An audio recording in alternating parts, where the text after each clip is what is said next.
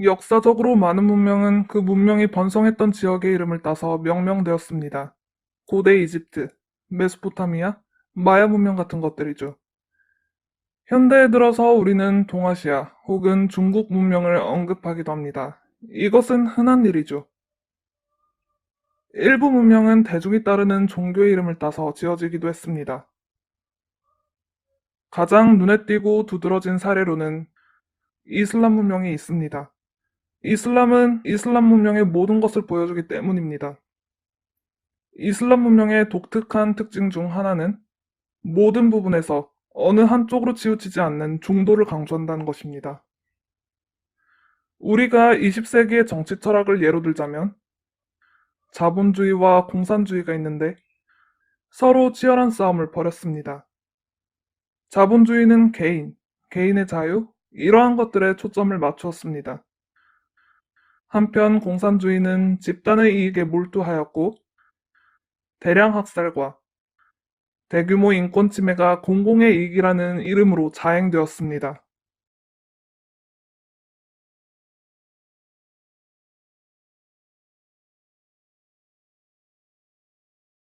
종교로서의 이슬람은 체계적인 생활 방식입니다. 인간의 삶의 모든 측면을 다스릴 것이라는 뜻이죠. 교육, 경제, 사회생활, 문화의 산물. 이 모든 것이 이슬람의 세계관을 따르게 될 것입니다. 따라서 정치는 엄밀히 말하자면 종교로서의 이슬람을 벗어나지 않습니다.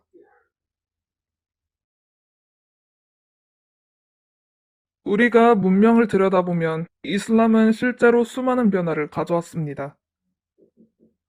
자신의 무리에 있는 사람들에 대해서만 언급하는 매우 자기중심적인 사람들. 이제 이들은 개방적이고 세계화되었으며 마치 대가족처럼 모두를 받아들입니다. 이전 사람들은 이를 매우 꺼려했습니다. 오늘날 사람들은 더욱 개방적입니다. 우리는 서로 공유하고 또 서로를 돌봐야 합니다. 이슬람 문명으로 인하여 많은 사람들이 안정과 평온함을 느끼게 되었습니다. 이것이 바로 이슬람으로 하여금 모든 사람들이 느끼길 바라는 것이기 때문입니다. 모든 이들을 위한 평화이며 모든 이들을 위한 정의인 것입니다. 따라서 이슬람 문명은 단순히 의식, 기도, 가족에 대한 이야기가 아닌 사회 전반에 관한 이야기입니다.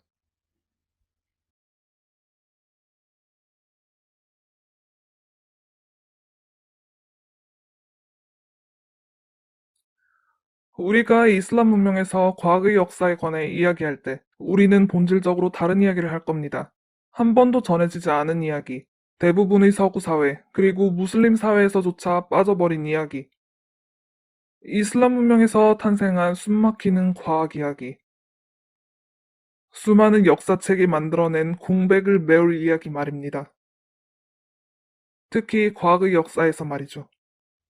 고작 10년이나 20년이 아닌 1000년이라는 세월이 넘는 정성스러운 학문 연구의 공백.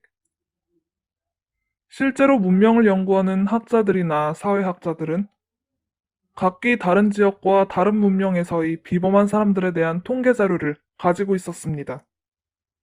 그리고 흥미로운 점은 이 시기에 대부분의 역사책은 우리가 이슬람 문명에서 수많은 천재들을 발견한 사실을 빠뜨렸다는 것입니다.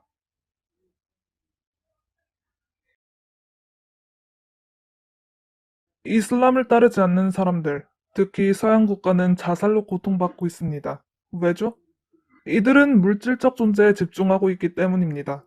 그렇다면 인간의 다른 면은 어떨까요?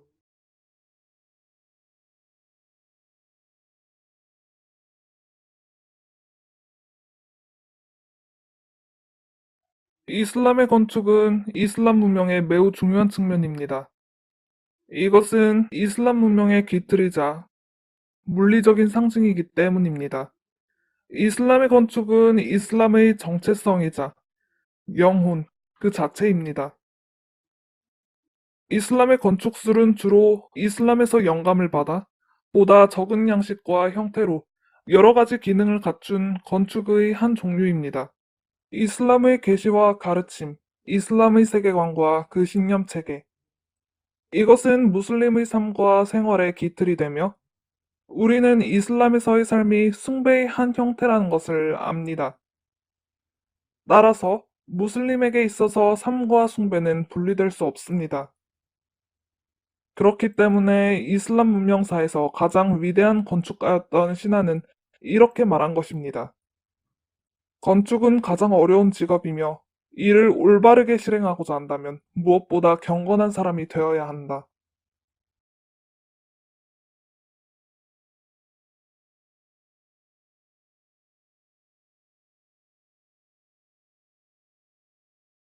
오늘날 서양의 과학자들에게 귀속되는 많은 과학적 발견들이 실제로는 수세기 전 이슬람 문명의 황금 시대의 이슬람 과학자들에 의해 개발되거나 발명되었다는 사실은 아주 흥미롭습니다. 그 예시 중 하나는 흔히 로저 베이컨의 업적으로 여겨지는 경험적 연구 방법입니다.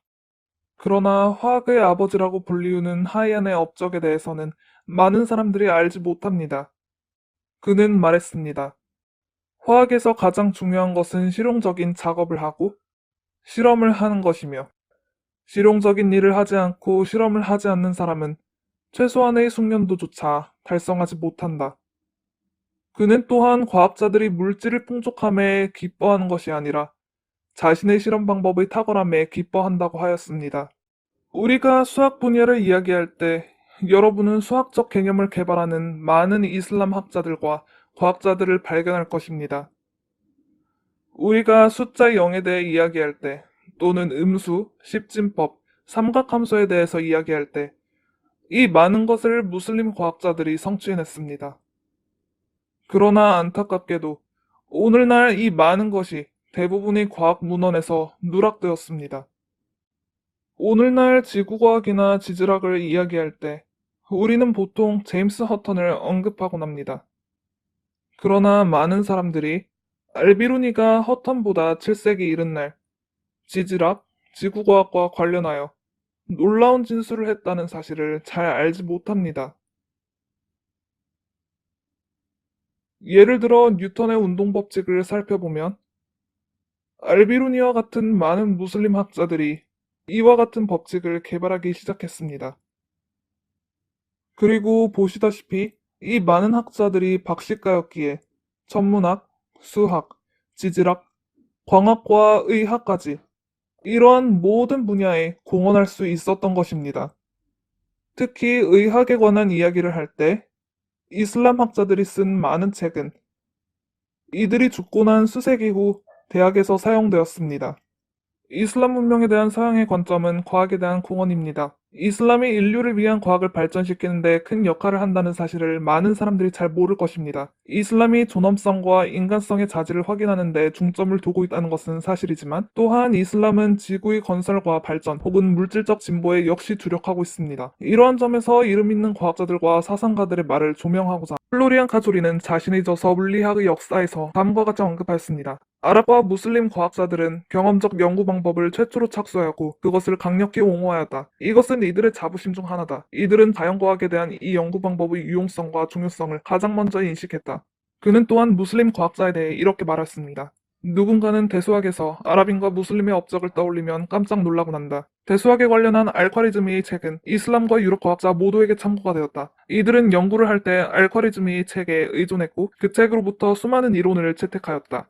따라서 알콰리즈미가 올바른 기초 위에 대수학을 창시했다고 할 수 있다. 윌 듀란트는 문명이야기 신앙의 시대에서 다음과 같이 언급하였습니다.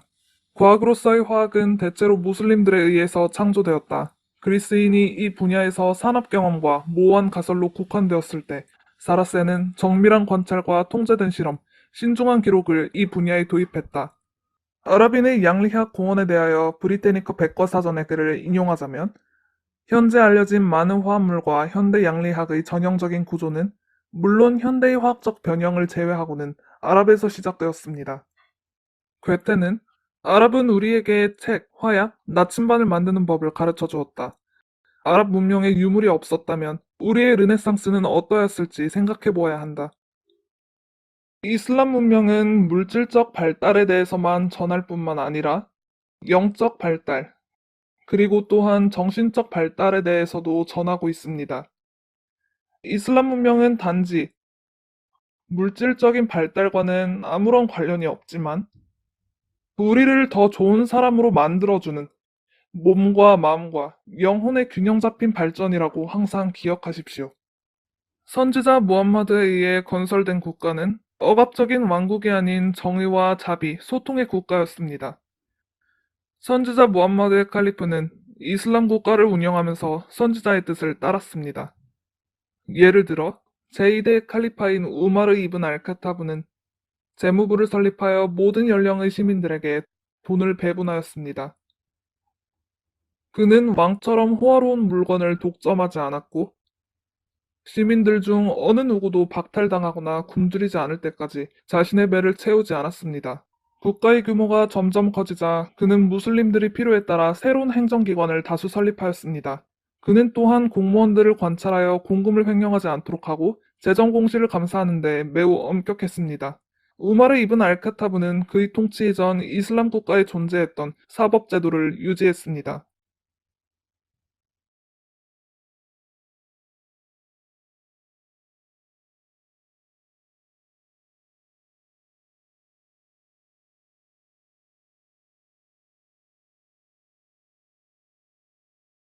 이슬람 문명이 중도를 강조하였듯이 신과 더불어 인간에게도 초점을 맞췄습니다. 인간은 하나님의 창조물로서 하나님은 인간에게 영광을 주시고 이곳 지구에서 삶을 건설하고 개발할 것을 요구하였습니다. 인간의 문명을 창조할 인류 말입니다. 인간을 성장의 대상으로서 인류를 중심으로 한 인간을 위한 인간의 문명, 정의와 자유, 사회평등과 같은 전능하신 하나님께서 꾸란에 그리고 선지자 무함마드의 가르침을 통해 명령하신 중요한 사회적 개념에 초점을 맞춘 인류애를 깨닫고 인류를 존중하는 인간을 위한 인간의 문명. 한편 그분께서는 불의와 인간의 권리 침해와 같은 악행을 금하셨습니다. 이러한 점에서 이슬람 문명이 수세기에 걸쳐 번성하였다는 점, 다른 신앙을 가진 사람들도 이 문명의 자리를 잡고 이슬람 문명에 대단한 공헌을 하였다는 점은 놀랍지 않습니다. 이슬람 문명은 신앙의 문명, 그리고 인류를 위한 문명이었기 때문입니다.